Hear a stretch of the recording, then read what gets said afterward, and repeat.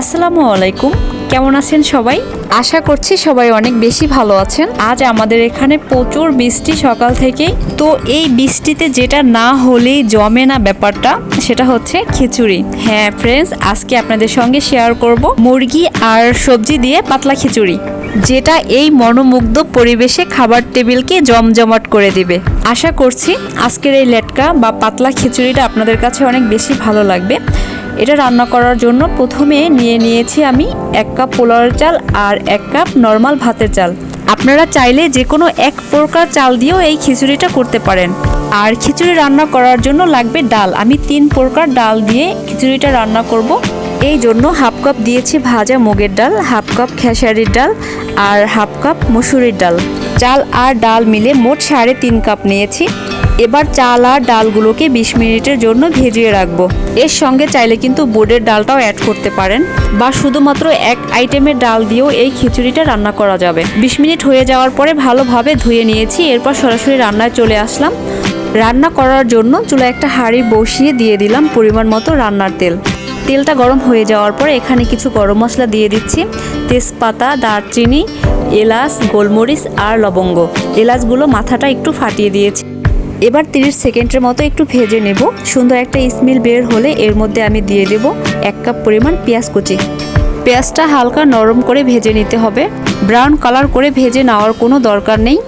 একটু নরম করে ভেজে নেওয়া হয়ে গেলে এর মধ্যে দিয়ে দিচ্ছি 1 চা চামচ পরিমাণ হলুদের গুঁড়া, হাফ চা চামচ পরিমাণ মরিচের গুঁড়া আর 3 চা চামচ পরিমাণ লবণ। লবণটা এখন আমি 3 চা চামচ দিয়েছি, পরবর্তীতে লাগলে আবার দিয়ে দিব।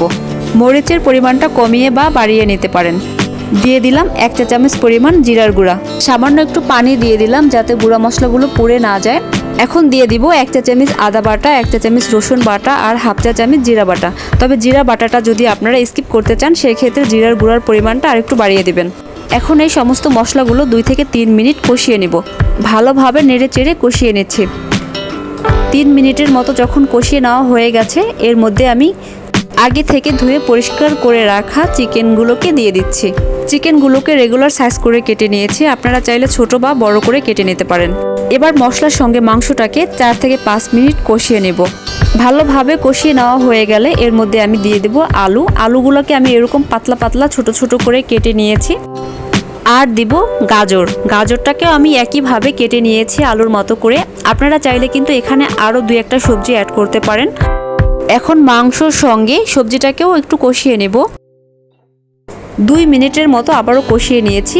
এই পর্যায়ে আমি অ্যাড করে দিব ধুয়ে পরিষ্কার করে রাখা চাল আর ডালগুলোকে। চাল আর ডালগুলো দেওয়া হয়ে গেলে এখন আমি মশলার সঙ্গে এগুলোকে ভালো মতো 3 থেকে 4 মিনিট ভেজে নেব।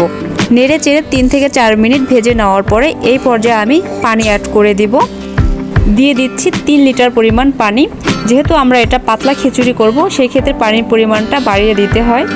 আর এই সঙ্গে দিয়ে দিচ্ছি 4 থেকে 5টা কাঁচামরিচ। এবার ঢাকনা দিয়ে অপেক্ষা করব ফুটে ওঠা পর্যন্ত। যখন ফুটে উঠেছে ঢাকনা খুলে আমি সামান্য একটু নেড়ে দিয়ে আবারও ঢাকনা দিয়ে দিব। চুলার আঁচটা এই পর্যায়ে মিডিয়াম করে দিব, আগে হাই হিটে ছিল। এবার ফিরে আসলাম 20 মিনিট পরে। এরই মধ্যে চাল আর ডালটা 50% সেদ্ধ হয়ে গিয়েছে, সঙ্গে গাজর আর আলুটাও সেদ্ধ হয়ে গিয়েছে। হাতার সাহায্যে আমি সব কিছু ভালোভাবে মিশিয়ে নিয়েছি। এখন আমি দিয়ে দেব 2টা বড় সাইজের টমেটো কেটে আর 2টা পেঁয়াজ কুচি। এই পর্যায়ে এসে পেঁয়াজ কুচিটা যদি দেওয়া হয় তবে খিচুড়ির টেস্টটা কিন্তু অনেক বেশি বেড়ে যায়। চেষ্টা করবেন দেওয়ার জন্য। আবারও সব কিছু হাতার সাহায্যে ভালোভাবে মিশিয়ে নিচ্ছি। এবার চুলার আঁচটা মিডিয়াম টু লো ফ্লেমে রেখে ঢাকনা দিয়ে দিচ্ছি আবারও 20 মিনিটের জন্য। এবার ঢাকনাটা সরিয়ে নিয়েছি। মোটামুটি চাল, ডাল, সবজি সব কিছুই ভালোভাবে সিদ্ধ হয়ে গিয়েছে। আমি কিন্তু এরই মধ্যে লবণটা টেস্ট করে নিয়েছি। লবণ একটু কম মনে হয়েছে, আমি আরও 1 চা চামচ লবণ দিয়ে দিয়েছি। এখন আর ঢাকনা দিয়ে দিব না, পাশে দাঁড়িয়ে থেকে নেড়েচেড়ে রান্না করতে হবে যাতে তলায় লেগে না যায়।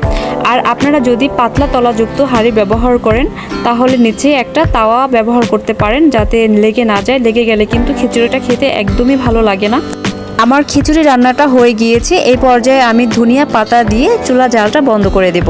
যারা পছন্দ না করেন তারা ধনিয়া পাতাটা স্কিপ করতে পারেন, তবে এই পাতলা খিচুড়িটা কিন্তু ধনিয়া পাতাটা বেস্ট টেস্টি হয়ে থাকে। তো ফ্রেন্ডস, দেখলেন তো কত সহজে এই খিচুড়িটা রান্না করে নিয়েছি। এটা দেখতে যতটা সুন্দর এবং সহজ লেগেছে তার চেয়েও খেতে কিন্তু অনেক গুণ বেশি টেস্টি হয়েছে। অবশ্যই বাসায় ট্রাই করবেন। আর আমার ভিডিওটি ভালো লাগলে একটা লাইক দিবেন এবং সাবস্ক্রাইব করে সবসময় পাশে থাকবেন। আল্লাহ হাফেজ।